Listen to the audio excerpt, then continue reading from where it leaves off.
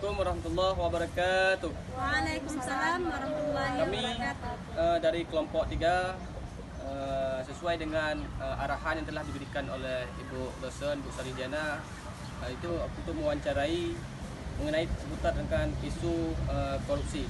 Jadi di sini sebagai yang bertindak sebagai anggota untuk mewawancari dengan pribadi saya sendiri, Oni Sudianda, ada juga saudari Meni Satria, Rida Junaida, ada Rahmi Wahyuni dan juga saudara Bujang. Warahmatullahi wabarakatuh. Waalaikumsalam warahmatullahi wabarakatuh. Alhamdulillah, syukur Allah, salam pada Rasulullah Sallallahu Alaihi Wasallam yang kami muliakan kepada Ibu dosen Bu Saridiana selaku pembimbing kami, juga yang kami hormati kepada Bang Adi yang berkontribusi pada hari yang berbahagia ini yang telah meluangkan waktu kepada kami, juga yang kami banggakan kepada seluruh mahasiswa SDN dan pembimbing khususnya prodi pertama. Nah, jadi sesuai dengan tugas yang dibebankan oleh Ibu kepada kami, yaitu untuk mewawancarai mengenai isu-isu korupsi yang terjadi di sekitar kita ataupun isu-isu korupsi yang lebih umum. Nah, daripada itu di sini telah bergabung dengan kami yaitu Bang Adi. Terima kasih kepada Bang Adi. Sebaik saya selaku moderator, mungkin untuk pertanyaan-pertanyaannya akan dipaparkan ataupun akan ditanyakan oleh rekan-rekan kami yang telah berhadir pada hari ini. Mungkin kepada Saudara Bujang, aku silakan. Jadi Bang Adi, saya ingin tentang kenapa orang-orang atau pejabat-pejabat negara sering atau bukan sering, tapi melakukan tindakan korupsi. Apa pendapat Abang mengenai hal semacam itu? Baik, mungkin terima kasih ya. Bismillahirrahmanirrahim. Assalamualaikum warahmatullahi wabarakatuh. Waalaikumsalam warahmatullahi wabarakatuh. Terima kasih kawan-kawan dari STAIN yang telah menanyakan kepada saya ataupun berbagi-bagi ilmu lah kan. Hal seperti ini saya pun masih banyak belajar. Namun di sini karena kepentingan kita bersama, di sini juga kita bisa belajar bersama. Kalau masih banyak kesalahan, ya maklumlah kita masih dalam proses belajar. Mungkin bisa saya langsung menanggapi ya. Terlebih dahulu saya ucapkan kepada dosen pembimbing untuk adik-adik yang di STAIN izin berbicara.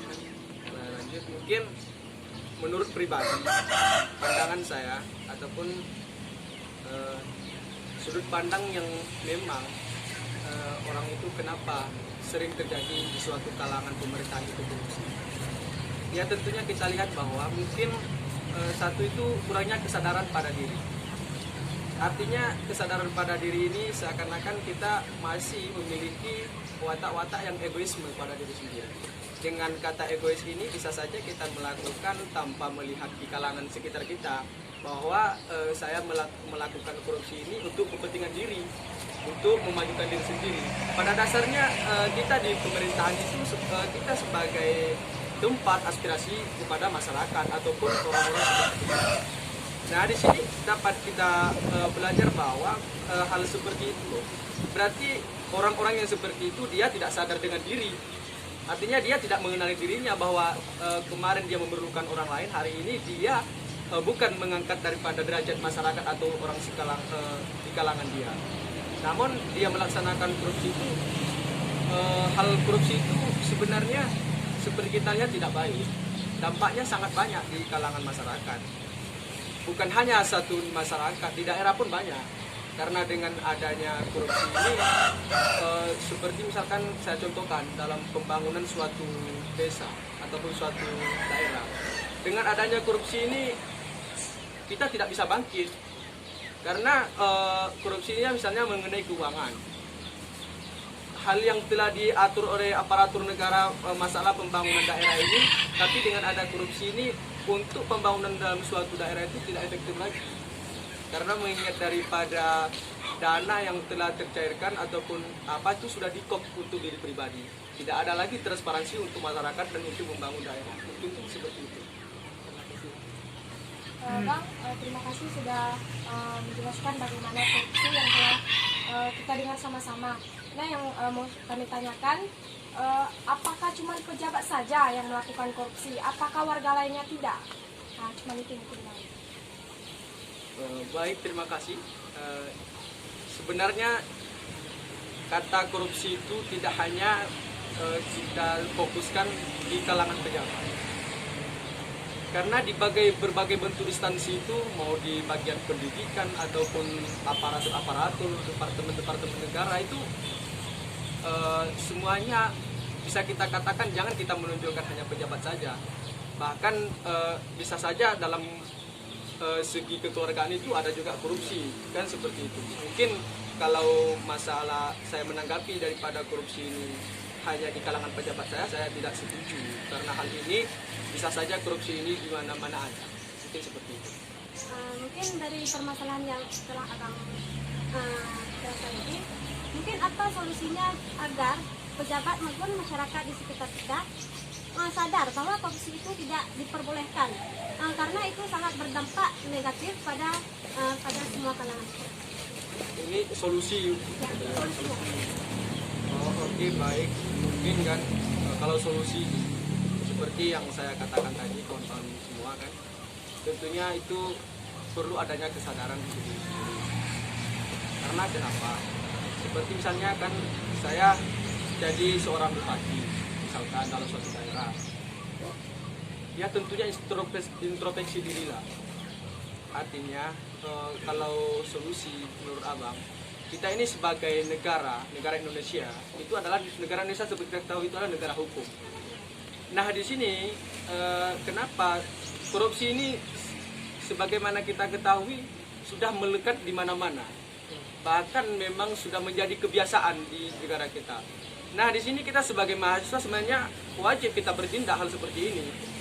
Namun sebelum kita melaju pertindakan yang lebih jauh, tentunya untuk diri kita pribadi itu kita perbaiki. Nah kalau solusi saya, misalkan ini ada satu kalangan itu kita lihat mereka memang korupsi. Solusi saya itu kalau memang mereka korupsi, ya tentunya kita melihat juga sebelum kita mengangkatnya kasus mereka itu korupsi benar atau tidaknya, tentunya kita harus membaca ataupun mengambil referensi-referensi lain. Tindakan yang kita buat kepada mereka seperti yang saya katakan tadi, negara hukum. Berarti kita wajib memberi sanksi kepada mereka yang bersikap korupsi ini. Nah, sebagai warga daerah ataupun suatu negara itu wajib memiliki sifat dan sifat budaya malu yang tinggi agar korupsi ini kita upayakan dapat meminimalisir daripada anti korupsi ini. Walaupun tidak 100% kita hentikan korupsi, namun secara langsung kalau 100% langsung itu kan tidak bisa juga. Namun sekurang-tidaknya kita bisa meminimalisir dengan cara budaya malu tadi, kesadaran diri pribadi tadi. Mungkin seperti itu kalau antinya untuk saya pribadi.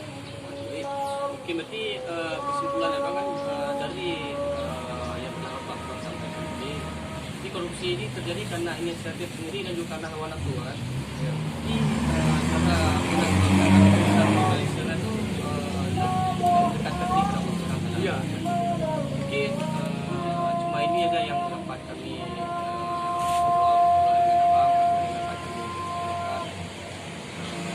dari pandangan Abang sangat mudah kami cerna, sangat bagus ini, sangat memotivasi kepada kami generasi ini untuk lebih aktif dan lebih menjaga diri untuk hal-hal tidak melakukan hal yang mungkin tidak sepatutnya kami lakukan.